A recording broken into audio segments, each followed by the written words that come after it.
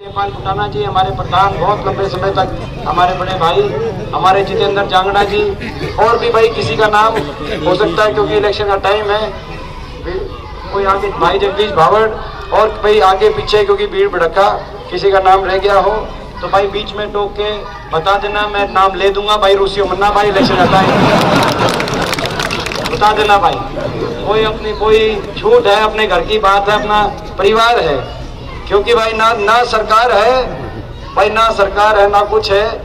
पूछ रहे थे मेरे से सारे प्रेस वाले अभी कि भाई ये जो सारी सरकार उतरी हुई है, दिल्ली की भी चंडीगढ़ की भी, इस सीट पे सारी सरकार उतर गई, सीएम भी डिप्टी सीएम भी दोनों उतर गए, दोनों सरकार उतर गई, दिल्ली चंडीगढ़ की दोनों पार्टी उतर गई, बीजेपी जेजेपी, आपकी पार कैसे पड़ेगी? मगर भाई इनके पास सरकार है मगर हमारे पास लोगों का आशीर्वाद है, ये जो आशीर्वाद है इसके पास पड़ेगी। और मैं आप पूरे गांव का, आज फुटाना गांव में जो रोड शो प्रोग्राम तो यही मतलब पूरे गांव के अंदर कई घंटे, 11 बजे से मैं तो टाइम भी मैं घड़ी तो रखता नहीं मगर कई घंटे हो गए, तो इतना रोड शो, इतना जो आशीर्वाद मिला सबका, एक एक गली में हर जगह 36 बिरादरी का जो आशीर्वाद मिला, मैं आपको विश्वास दिलाता हूँ ये आशीर्वाद व्यर्थ नहीं जाएगा। हरियाणा में बदलाव लेके आएगा, आने वाले समय में हरियाणा के अंदर आपका दोबारा से समय लेके आएगा। ये लड़ाई बदलाव की है कि हरियाणा में बदलाव जरूरी। आपने देख लिया, भुगत लिया, इनको 6-7 साल हो गए, देश की सरकार को तो 7 साल हो गए, प्रदेश की सरकार को 6 साल से ज्यादा हो गए। 6-7 साल बड़ा लंबा समय होता है। 6-7 साल में पूरे हरियाणा को पटरी से उतार दिया, विकास की पटरी से उतार दिया। जो हरियाणा एक समय में विकास का प्रतीक था, देश में सबसे आगे प्रदेशों में गिनती होने लगी थी हुड्डा सरकार के समय, आज वो उस हरियाणा की गिनती बेरोजगारी में नंबर 1 के प्रदेश पे हो रही है, अपराध में नंबर 1 के प्रदेश पे हो रही है, भ्रष्टाचार में नंबर 1 के प्रदेश पे हो रही है, कानून व्यवस्था की विफलता में नंबर 1 के प्रदेश पे हो रही है, और सबसे ज्यादा तो ये बेरोजगारी में नंबर 1 के प्रदेश पे होना सबसे शर्मनाक, वजह सारी शर्मनाक बात है। और ये मैं नहीं, भारत सरकार के आंकड़े बताते हैं कि यूपी, बिहार और जम्मू कश्मीर से भी ज्यादा आज बेरोजगारी दर हरियाणा में 33% बेरोजगारी दर, यानी कि लगभग हर घर में एक नौजवान पढ़ा लिखा भाई हमारा या पढ़ी लिखी बहन आज बेरोजगारी की कतार में इन्होंने खड़ी कर दी। बेरोजगारों की फौज हरियाणा में बन गई। बड़ी दुख की बात है कि दिल्ली के नजदीक है, पहले यूपी बिहार से बालक हमारी फैक्ट्रियों में काम करने आते थे, अब वहां से भी ज्यादा बेरोजगारी हरियाणा में हो। इतना भट्टा बिठाया हरियाणा का इस खट्टर सरकार ने, अर्थव्यवस्था स्टॉपट कर दी। हरियाणा पे कर्ज 3 गुना बढ़ गया, 60,000 करोड़ से बढ़कर 2.25 लाख करोड़। काम कुछ किया नहीं, ना कोई एक नई यूनिवर्सिटी बनाई पूरे हरियाणा में, पूरे हरियाणा में ना यूनिवर्सिटी एक बनाई, ना कोई एक अस्पताल बनाया, ना कोई एक नई रेल की लाइन बिछाई, ना कोई एक नया कोई औद्योगिक क्षेत्र बनाया।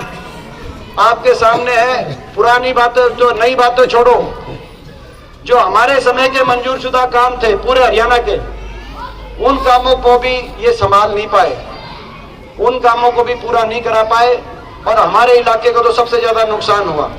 वैसे पूरे हरियाणा का भट्टा बिठान में कोई कसर नहीं छोड़ी, मगर हमारे इलाके का तो बहुत नुकसान हुआ। बड़ी मुश्किल से राज अपने आया था, जब राज अपने आया तो पूछ अपनी हुई। मैं एक आपको बताना चाहता हूँ केवल सोनीपत जिले की बात। सोनीपत जिले में जब अपनी सरकार आई 2004 में, उससे पहले तक, आजादी से लेकर 2004 तक एक भी कोई सरकारी यूनिवर्सिटी नहीं थी। अपनी सरकार आई तो 6 यूनिवर्सिटी बनी हुड्डा सरकार के समय, चाहे खानपुर के अंदर महिला यूनिवर्सिटी बनी, चाहे अमूरथल के अंदर चौधरी छोटूराम यूनिवर्सिटी बनी, चाहे राजीव गांधी एजुकेशन सिटी के अंदर बाबा Saheb Bhimrao Ambedkar national law university बनी, ओपी जिंदल यूनिवर्सिटी बनी, SRM यूनिवर्सिटी बनी, अशोका यूनिवर्सिटी बनी, IIT का कैंपस आया, IIIT सोनीपत के अंदर आया। ये सारे शिक्षा के संस्थान आए। मैं सोनीपत जिले की कह रहा हूँ। एक हर जिले में पूरे हरियाणा के अंदर 22 यूनिवर्सिटी बनी। जींद में चौधरी रणबीर सिंह यूनिवर्सिटी बनी। तो पूरे दुख की बात यह है, मैं नहीं कहता कि पूरे हरियाणा में इन्होंने एक यूनिवर्सिटी नहीं बनाई 7 साल में, सोनीपत में एक यूनिवर्सिटी नहीं बनाई। दुख की बात यह, अपने टाइम सोनीपत जिले में 6 यूनिवर्सिटियां बनी थी। इनके समय 6 यूनिवर्सिटी छोड़ो, 6 कॉलेज छोड़ो, पूरे सोनीपत जिले में 6 स्कूलों को अपग्रेड करने का काम भी 6 साल के अंदर इन्होंने नहीं किया। इतना फर्क, इतना नुकसान, रात चला जाता है कितना नुकसान होता है, उस बात का मैं आपको अंदाजा दे रहा हूँ।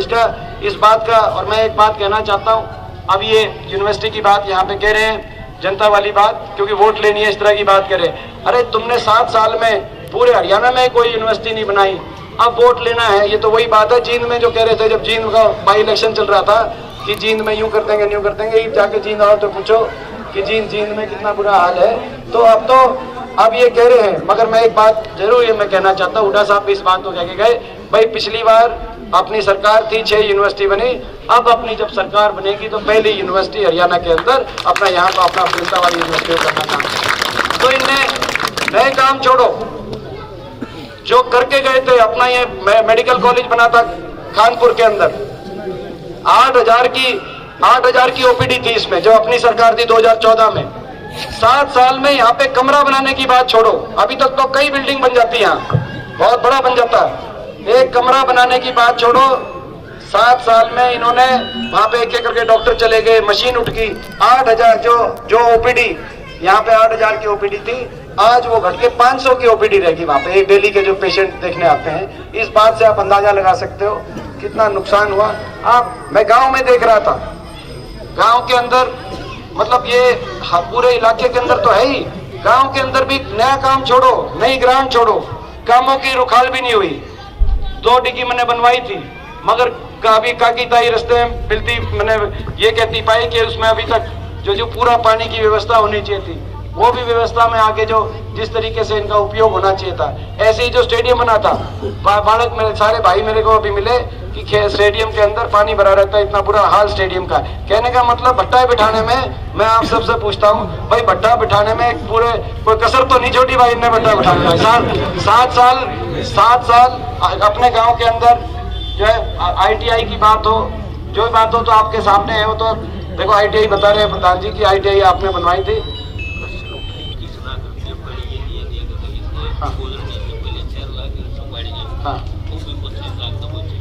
हाँ, तो अपना ये बता रहे हैं कि भाई 25 लाख इसके आए थे चौपाड़ के पानी के, 4 लाख चौपाड़ के, 21 लाख पानी के लिए। वो भी वो भी चलो, वो भी दबोचे बैठे। क्या मैं एक बात बताऊं, वो जो है एक खबर आ रही थी 2 दिन पहले, जो मुख्यमंत्री जी का खुद का गांव है ना निंदाना, बोला भाई 2 साल से गांव की सारी जो गलियां हैं वो पार्टी पड़ी है और 2 साल से ग्रांट नहीं आली निंदाने में, तो आपा तो की बात देखें, तो इन्हें देना ही नहीं किसी का। हाँ, कल खबर आ रही थी अखबार में। तो भाई इन्होंने हरियाणा को पटरी से उतार दिया और नौजवान को बेरोजगारी की गर्त में, इसलिए क्योंकि कोई जब तक औद्योगिक क्षेत्र नहीं लगेंगे, इंडस्ट्री नहीं आएगी, कोई यूनिवर्सिटियां नहीं बनेंगी, कहीं कोई अस्पताल नहीं बनेंगे, बड़े संस्थान नहीं आएंगे, तो नौजवान को क्या जो है रोजगार की बात जो है कि कर सकते हैं। दूसरी तरीके से किसान को इन्होंने चोट मारी, किसान को 6 साल तक उसकी जिनस का भाव नहीं मिला, और अब तो खरीद को खत्म कर, सरकारी खरीद से पीछे हटने की तैयारी करें, सरकारी खरीद को खत्म करने के लिए कानून ले आए कि भाई सरकारी खरीद नहीं, प्राइवेट में अदानी अंबानी खरीदेंगे आने वाले समय में। मैं आपसे पूछना चाहता हूं, और उस पे भी न्यूनतम समर्थन मूल्य की कोई कंडीशन नहीं होगी। अदानी अंबानी जब खरीदेंगे वो किसान के मुनाफे में खरीदेंगे कि अपने खुद के मुनाफे में खरीदेंगे? तो किसान की आगे दुर्गति, और इसके लिए देश का किसान इकट्ठा हो गया। पंजाब के अंदर सारी पार्टियों ने समर्थन वापस ले लिया, इस्तीफा दे दिया, अकाली दल ने समर्थन ले लिया वापस, एक हो गए। मगर दुख की बात है, हरियाणा में जब किसान पे इतनी बड़ी चोट मारी थी, तो हरियाणा की जो 2 पार्टियां थी, बीजेपी और जेजेपी, उनको जो फैसला करना था, तो उन्होंने फैसला किया कि भाई हम किसान के साथ खड़े नहीं होंगे, हम अपनी कुर्सी के साथ खड़े होंगे, और उन्होंने किसान के साथ विश्वासघात करने का काम किया आपके सामने। तो आज मैं एक और कहना चाहता हूं, ये जो किसान को इतना नुकसान की तरफ ये लेके जा रहे हैं, भाई किसान अगर ये MSP ना मिलने से, खरीद ना होने से किसान तो बर्बाद होगा, मगर इससे उतनी ही चोट गरीब आदमी BPL पे भी पड़ेगी, क्योंकि जब तक सरकार खरीदेगी नहीं तब तक राशन डिपो के माध्यम से सरकार सस्ता अनाज नहीं दे सकती। अगर अदानी और अंबानी खरीदेंगे तो आने वाले समय में ये राशन डिपो नहीं रहेंगे, यहाँ पे अदानी अंबानी रिलायंस की दुकानें आएंगी और गरीब आदमी को भी जाकर महंगे उनसे भी वो पूरा जो है ज्यादा से ज्यादा मुनाफा कमाने की कोशिश करेंगे। अदानी अंबानी दोनों को नुकसान है, किसान को, गरीब आदमी को। आपके सामने ऐसे ही गरीब आदमी की जितनी स्कीम थी वो इस सरकार ने बंद कर दी। 100 गज के प्लॉट की स्कीम थी, सरकार आते ही बंद हो गई। नए प्लॉट मिले नहीं, जहां प्लॉट मिले थे वहां कोई काम हुआ नहीं। गरीब आदमी के मकान की स्कीम थी, मकान आया करते हर साल हर गांव के अंदर।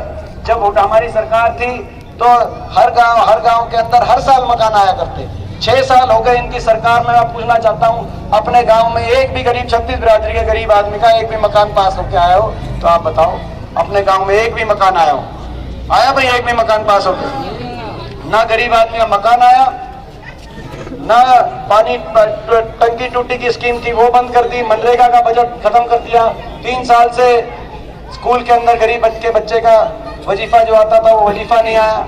तो किसान को चोट मारी, नौजवान को बेरोजगारी की लाइन में खड़ा कर दिया, गरीब आदमी की सारी स्कीम बंद कर दी। कुल मिला के हरियाणा का जो है, हरियाणा की अर्थव्यवस्था चौपट कर दी, भट्टा बिठा दिया। ये मैंने न्यू बताओ भाई, 36 बिरादरी खड़ी है भाई, ईद भी इन तक छिक लिया कि नहीं छिक लिया? नहीं बताओ भाई। कितना नुकसान इस हल्के में। सरकार जाते ही ना पानी दिया, ना बिजली दी, ना विकास की ग्रांट दी। और 6.5 साल तक, और छोड़ो, अपने दर्शन भी नहीं दिए। 6.5 साल तक मुख्यमंत्री बड़ौदा हल्के में एक पे भी नहीं आए। कितना दर्द मान रहे थे अपना, हमारा कितना दर्द मान रहे थे, छोटी बात नहीं है ये। मुख्यमंत्री जी खट्टर साहब 6.5 साल एक बार भी पूरे बड़ौदा हल्के के अंदर नहीं आए जब इनकी सरकार थी। वो तो ईब आए हैं, वो तो ईब आए हैं। पुलिस के गेल तो ईब इलेक्शन में वोट मांगने आए हैं, वो भी आखिरी 2-3 दिन, वो भी आखिरी 2-3 दिन। और वो भी न्यू कह के आए हैं, पहले बयान दे दिया था ये कि भाई एक सीट से हमारे फर्क नहीं पड़ता, बोला एक हार जीत से हमारे फर्क नहीं पड़ता, यही कही थी ना खट्टर साहब ने। तो भाई एक बात बताओ, है ना, चंडीगढ़ भी नाम, ठीक बात है। तो ये घने से मिलन के भी नहीं है।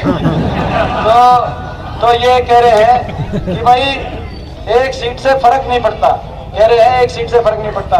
भाई मारा तो सारा है, फर्क इस सीट से पड़ता है तो मारता ही दे दो, ठीक बात है ना। इनने नहीं पड़ता होगा भाई, मारे तो सारा है, फर्क इस सीट से पड़ता है। ठीक कहूँ कि गलत कहूँ? क्योंकि है इसी सीट से, एक सीट से बहुत फर्क पड़ता है। मैं अपने काका ताऊ की पंचायत में कहना चाहता हूँ, ये उपचुनाव है, ये एमएलए बनाने का इलेक्शन नहीं है। उपचुनाव में उपचुनाव हुआ था, एक सीट का चुनाव था। बहुत ताकतवर सरकार थी, मगर उपचुनाव के बाद उस सरकार को टूटने का काम हुआ, सरकार टूट गई थी। एक उपचुनाव से एक जनादेश जाता है। देखो, अगर जीत, तो आपको हार जीत का तो अंदाजा हो गया होगा। पूरे हल्के में चुकर दे के फोन फटकते हैं, हार का जीत का अंदाजा जीत में हो, हार में हो? जीत। देखो भाई, देखो प्रधान जी जीत में हो, मगर अगर मैं एक बात कहना चाहता हूँ, छोटी जीत होगी, अगर छोटी जीत होगी तो आपको एक विधायक मिलेंगे। मगर अगर जीत बड़ी हुई, अब जीत का हार जीत का बड़े, ये जो सारे आपने देखा होगा, पहले कोई नहीं आ रहा था हल्के में, ये मुख्य सीएम भी, डिप्टी सीएम भी, चुकरते के सारी सरकार, सारे मंत्री यहीं घेर रखे हैं। यूं तो मानो कि चक्री बांध दी सबकी, चक्री तो बांध दी। वह रोहतक वाला काम हो रहा है, रोहतक भी प्रधानमंत्री 3 बार है, जो है पर्चा भरवाने आए, बीच में आए और आखिरी दिन भी रैली करने आए थे ना। और ये राज्यसभा में जिस दिन मैं गया था, राज्यसभा की शपथ लेके, उस दिन प्रधानमंत्री जी से मैं मिला, तो एक आपस में मिलने का होता है शिष्टाचार। तो प्रधानमंत्री जी ने कहा कि भाई आप जो है, आप तो लोकसभा में आने चाहिए थे। अब मैं न्यू तो क्यों कहूँ था, मैंने तो कहा मैं न्यू तो क्यों कहा था, मैंने कहा कि जी कोई बात नहीं, मैं तो राज्यसभा में आ गया, मगर प्रधानमंत्री जी आपके पसीने मैंने पूरे ले आया था भाई। तो कहने का मतलब ये है कि ये भाई देखो, अगर छोटी जीत हुई तो विधायक बनेंगे, मगर बड़ी जीत हुई तो परिवर्तन का बिगुल पूरे हरियाणा के अंदर बजेगा। और वो जीत बड़ौदा नहीं जीतेगी, वो जीत चंडीगढ़ तक जाएगी। इस बात की लड़ाई, असली लड़ाई व्यवस्था बदलने की है। जिस सरकार ने हरियाणा का इतना नुकसान कर दिया, जिस सरकार ने हरियाणा को लॉकडाउन में भी नहीं बख्शा, लॉकडाउन में भी कितने शराब घोटाला, कितने रजिस्ट्री घोटाला मन रहे हैं। ये न्यू बात है ना, एक दिन भी कराए एक है, अब तो बन रहे हैं और काम कुछ किया नहीं। रेल कोच फैक्ट्री अपन ने मंजूर कराई थी, जो रेल की लाइन जाती लॉर्ड जॉली पे गोहाना में, रेल कोच फैक्ट्री 3,500 एकड़ में आनी थी। मैं नौजवानों को कहना चाहता हूँ, बड़ी मेहनत से मैंने मंजूर कराई थी रेल कोच फैक्ट्री। देश की दूसरी, कपूरथला के बाद दूसरी रेल कोच फैक्ट्री अपने गोहाना में आती, 3,500 एकड़ के अंदर हजारों करोड़ का निवेश होता, बच्चों को आगे भविष्य के लिए। एक अकेली मारुति फैक्ट्री गुड़गांव में आई थी, आज गुड़गांव का स्वरूप आप जाके देखो। कपूरथला के अंदर रेल कोच फैक्ट्री थी, कपूरथला का स्वरूप बदल गया। दूसरी यहाँ नहीं थी। 2013 के रेल बजट में रेल मंत्री ने लोकसभा में खड़े होकर संसद में कही कि भाई देश की दूसरी रेल कोच फैक्ट्री गोहाना में जाएगी। मेरे को बहुत खुशी, संतुष्टि हुई, बड़ी मेहनत रंग लेके आई थी। मगर सरकार बदल गई, रेल कोच फैक्ट्री को बनारस ले गए।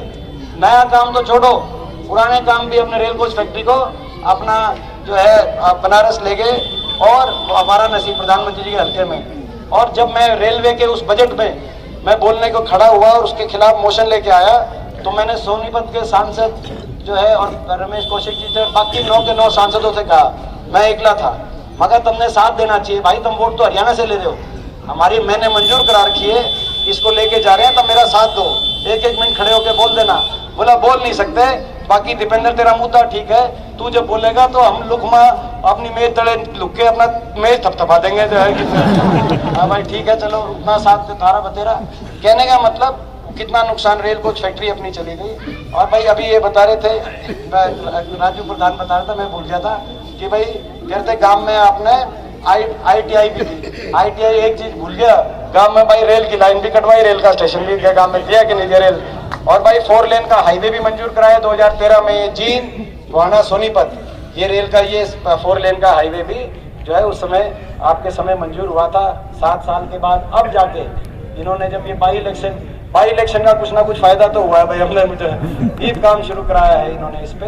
तो ये सारी बातें हैं। मैं तो आप सबसे कहना चाहता हूँ कि भाई ये चुनाव अब 2-3 दिन का रह गया और ये 2-3 दिन में पूरे हरियाणा की नज़र है और ये हर तरह की कोशिश करेंगे। साम दाम दंड भेद का प्रयोग करेंगे, कहीं धनबल का प्रयोग करेंगे, कहीं ये पैसे बांटने की बात आएगी, कहीं शराब बांटने की बात, क्योंकि मैंने देखा है ये सब कुछ करेंगे। क्योंकि मैंने देखा, मैं हर तरह का जो है एम्प्लॉइज को बुला के पुलिस कर्मियों को, पटवारियों कह रहे हैं कि थारी एक की जिम्मेदारी 10-10 वोट क्यों करे लेके आओ, वोट लेके आओ। कहीं अफवाह फैलाएंगे, कोई झूठी अफवाह फैला देंगे, कोई उल्टी अफवाह फैला देंगे, क्योंकि मीडिया सारा देखो, ये मीडिया के जो इनके नहीं कह रहे जो मैं यहाँ पे आ रहे हैं मगर तुमने पता है ऊपरला मीडिया का तो फिर है ना तुमने, तो ऊपरला मीडिया या वही मीडिया था। सर्वे भी आएंगे, ये वो मीडिया था जो हमारी 3 सीट दिखा रहा था और इनकी पता नहीं 80 दिखा रहा था कि 75 दिखा रहा था। याद आई तो है, और सर ठीक बात है। हाँ देखो, इस तरह की तो हर तरह की कोशिश करेंगे। मैं आपसे हाथ जोड़ के कहना चाहता हूँ, क्योंकि मैंने इनका सामना किया है रोहतक लोकसभा में।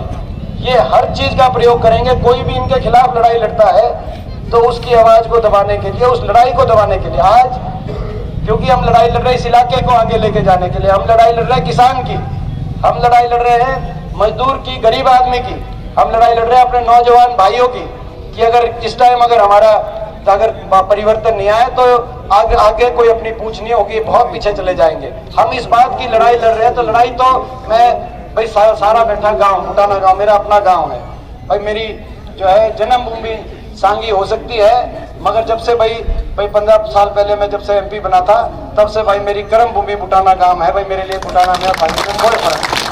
तो मैं आपसे पूछना, और सच्ची आत्मा से भी कह रहा हूँ, और आपने भी पता है, कोई भी आदमी मेरे पास निकल गया भाई, कोई मेरे पास आया गांव का किसी काम के लिए, मैंने किसी को कदे नाटा तो नहीं, मैं था की बात, और कदे नाट भी नहीं सकता, नाटे नहीं सकता मैंने, मैं गांव के आगे कोई छत्तीस राज्य कोई आदमी। तो मैं आप सबसे पूछता हूँ भाई, ये जो लड़ाई लड़ रहे हैं इस इलाके के लिए, हरियाणा को बचाने के लिए, ये लड़ाई ठीक लड़ रहे हैं कि गलत लड़ रहे हैं? ठीक लड़ रहे हैं ना भाई? एक बार हाथ खड़े के बताओ कि ये लड़ाई ठीक लड़ रहे हैं। तो भाई ठीक लड़ रहे हैं, तो भाई ठीक लड़ रहे हैं, तो आपका साथ इस लड़ाई में आपका साथ इस लड़ाई में, और साथ क्यों कर, वोट नहीं भाई, ये 2-3 दिन चौकस भी रखनी पड़ेगी, रुखाल भी रखनी पड़ेगी। और ये जो कोई इस तरह का कोई काम, कोई प्रजातंत्र को ठेस पहुंचाने का काम कोई करता पाया तो भाई वीडियो, आजकल जो टेलीफोन होते हैं ना, वीडियो बना लो। रोहतक में हमने ये देखा कि भाई कोई एक मंत्री ने रोहतक शहर में बूथ कैप्चर करे, कई घंटे बूथ कैप्चर रहे।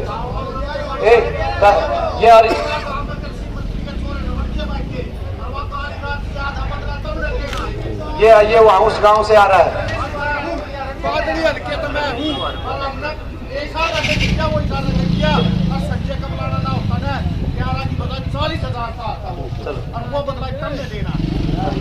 चलो ठीक है। और वो अच्छा